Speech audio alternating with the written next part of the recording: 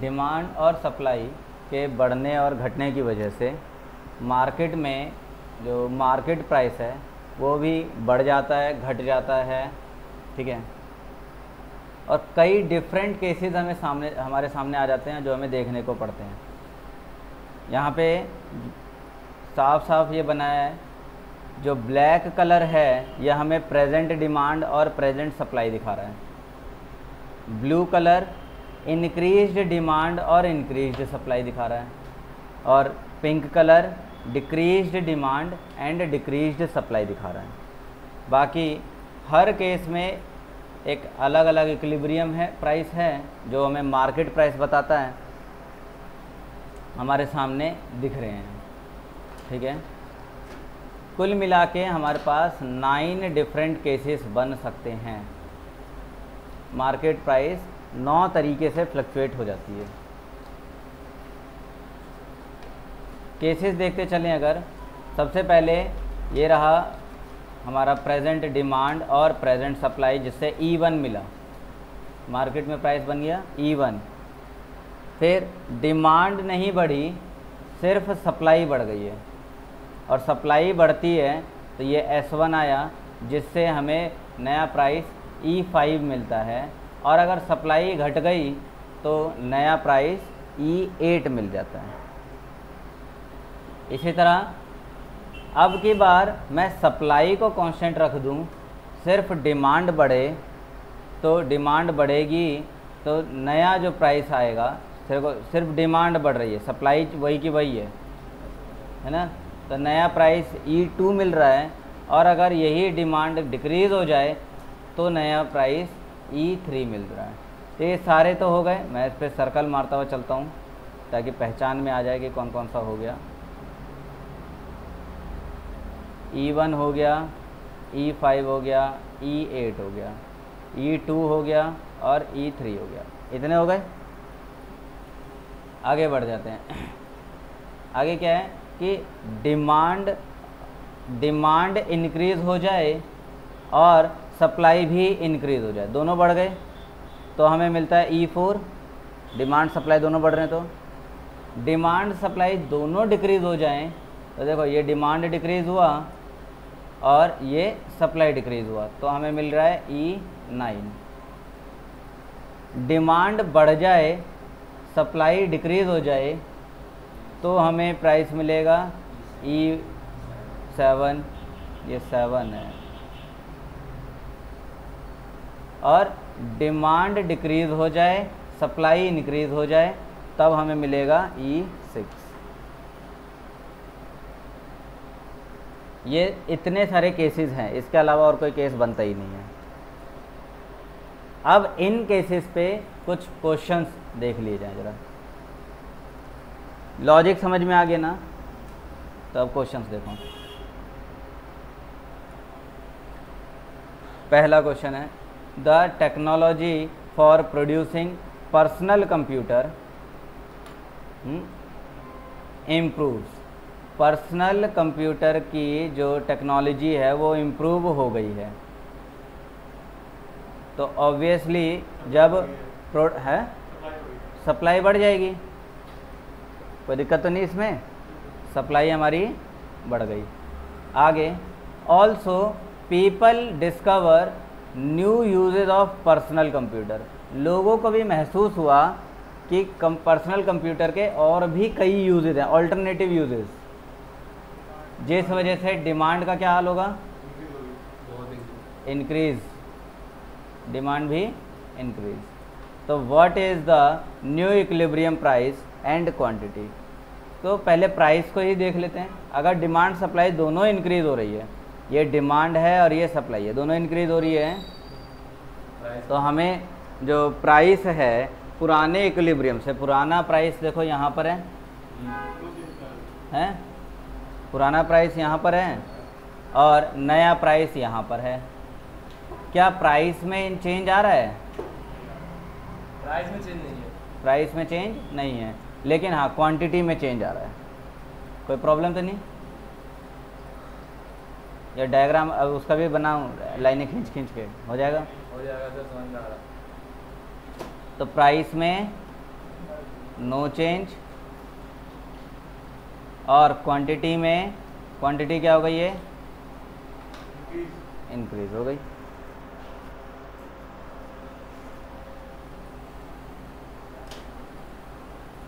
तो कहने का मतलब ये है कि हमारा जो आंसर है वो क्या रहा है, पॉइंट इक्विलिब्रियम पॉइंट कहाँ है हमारा, E4 पर है।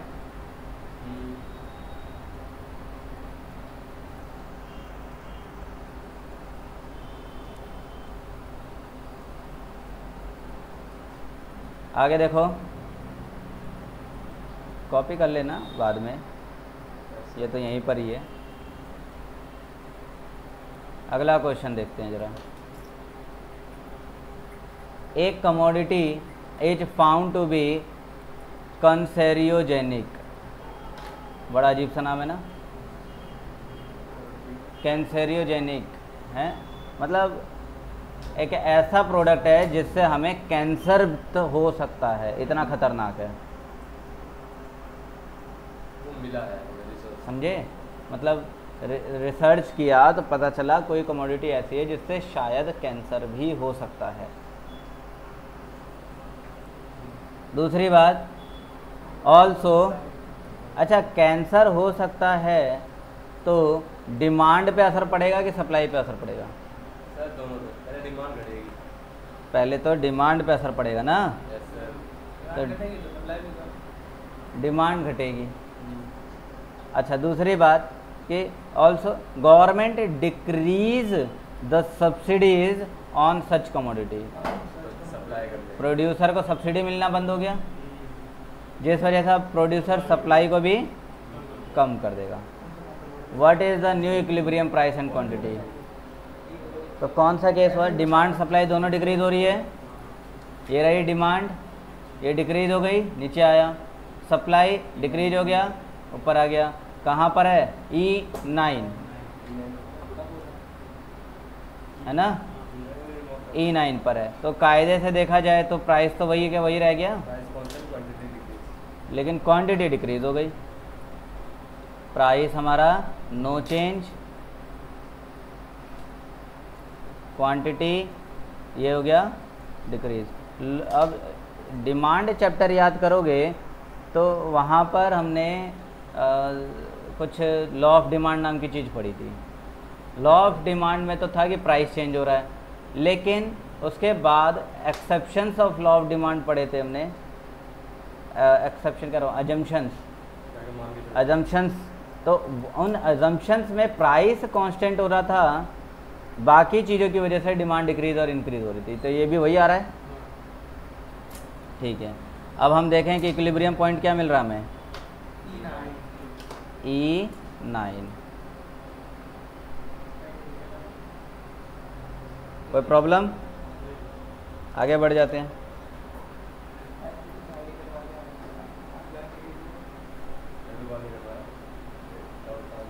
देखो अगला पॉइंट है the wage rate of coal, कोयले का वेज रेट, कोल माइनर्स का जो होते हैं, जो कोयले खदान में काम करते हैं, उनका वेज रेट बढ़ गया।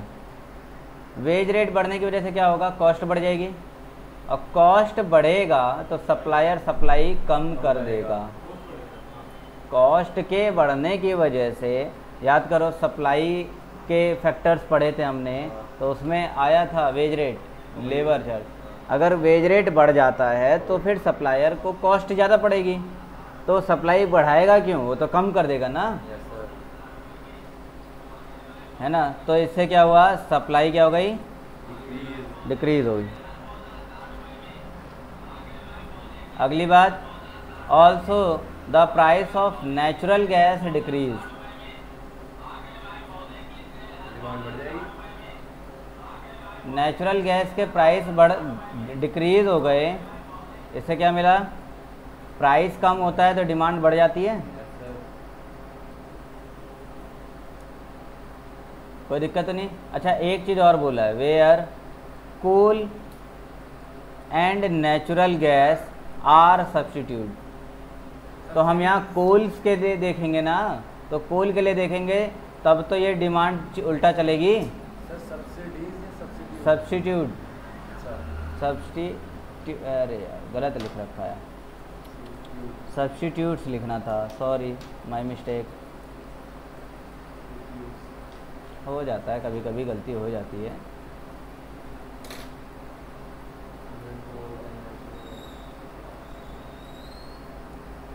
तो देखो कोल और नेचुरल गैस दोनों सब्स्टिट्यूट्स हैं। सब्स्टिट्यूट्स का मतलब तो पता है ना, एक के बदले दूसरा इस्तेमाल करना।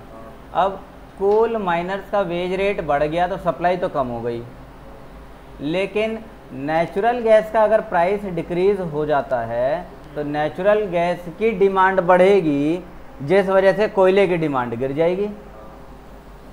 सब्स्टिट्यूट है तो ऐसे उल्टा चलेगा ना, तो डिमांड क्या हो गई, तो ये भी डिक्रीज हो गई। तो कुल मिला के बात ये है कि पिछला वाला जो क्वेश्चन था उसी के जैसा हो गया। प्राइस में नो चेंज, फंडा आया समझ, यस सर। और क्वांटिटी, तो क्वांटिटी डिक्रीज हो जाएगी। तो हालात ये है कि हमें इक्विलिब्रियम पॉइंट कहाँ मिलता है, तो ये मिलता है E9 में।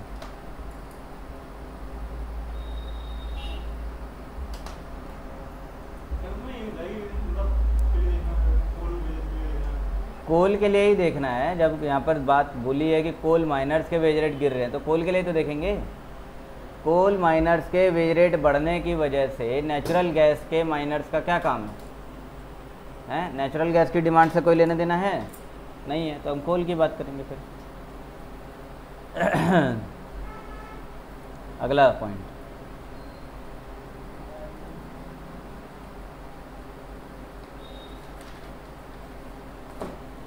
There has been heavy flood in the state of Maharashtra, destroying the production of rice crops. Maharashtra में अच्छा खासा एक बाढ़ आ गया, जिस वजह से धान की खेती जो है कि कई जगहों पे बर्बाद हो गई। What is the new equilibrium price and quantity? तो बताओ जरा क्या क्या इफेक्ट होगा। सप्लाई कम, डिमांड बढ़ जाएगा।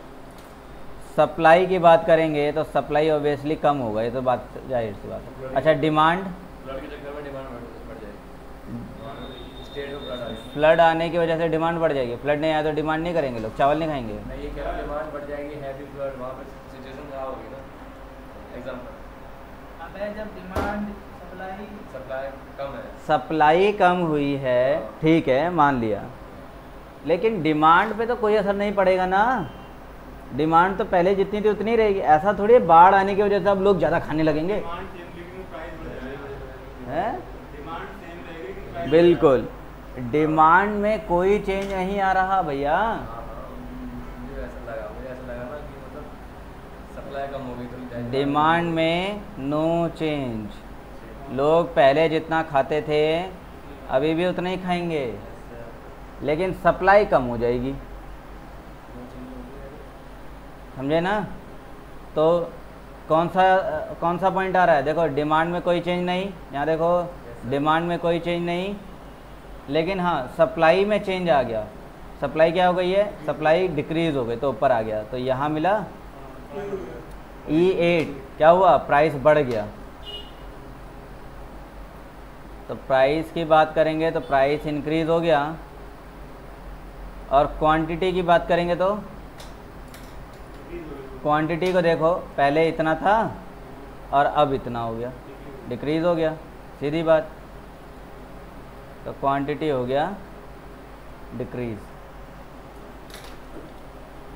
अब पॉइंट की बात करें, इक्विलिब्रियम पॉइंट कहाँ पहुँच गया है, तो E8 पर।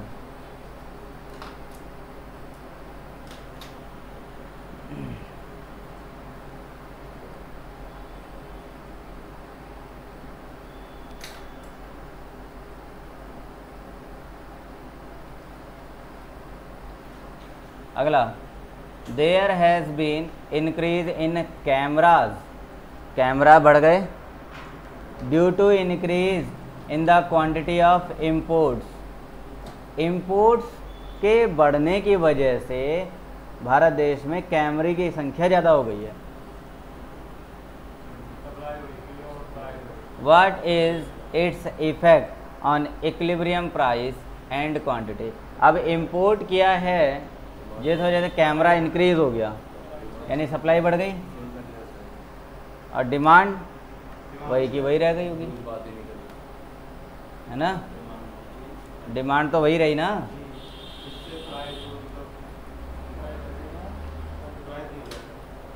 उल्टा हो जाएगा भाई। तो सप्लाई बढ़ा देंगे क्योंकि अपने पास यूनिट बढ़ गए, और डिमांड ये नो चेंज, कांस्टेंट कह सकते हो। कौन सा केस? डिमांड में नो चेंज, सप्लाई बढ़ गई, वही हो जाएगा E5 यानी कि प्राइस कम हो जाएगा, क्वांटिटी बढ़ जाएगी। तो प्राइस डिक्रीज हो गया और क्वांटिटी में नो चेंज।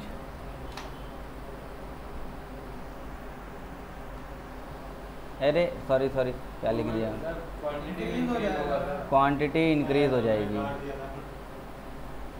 क्वांटिटी इंक्रीज हो जाएगी। पता नहीं नो अचानक नो चेंज कैसे आ गया था मेरे दिमाग में। अच्छा नो चेंज ऊपर देख लिया था ये। पहले वाले का उल्टा ही हो रहा है।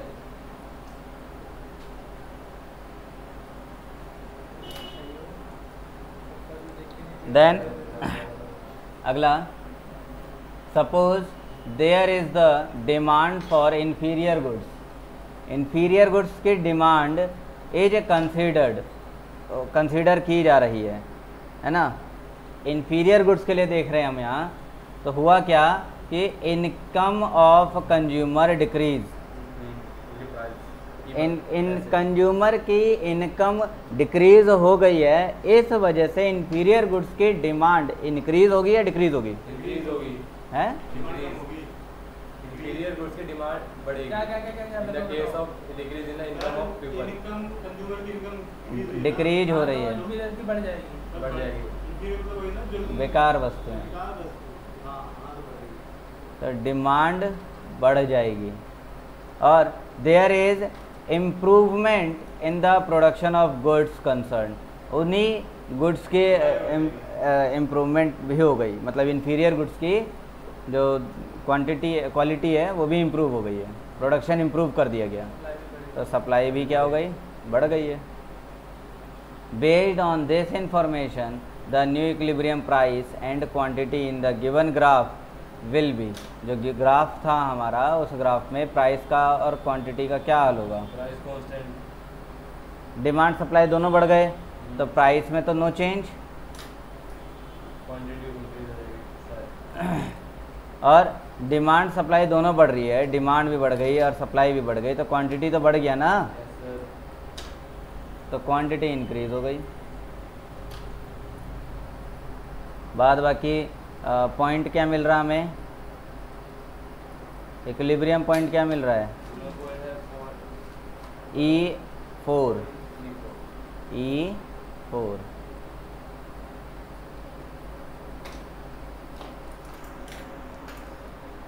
ये कुछ एग्जांपल्स थे तुम्हारे पेपर के लिए, एग्ज़ाम के लिए इम्पोर्टेंट थे, ठीक है। इस तरह से इसकी एनालिसिस की जाती है। तो इसे हम यहीं अब समाप्त करते हैं, बाकी अगला आगे देखा जाएगा।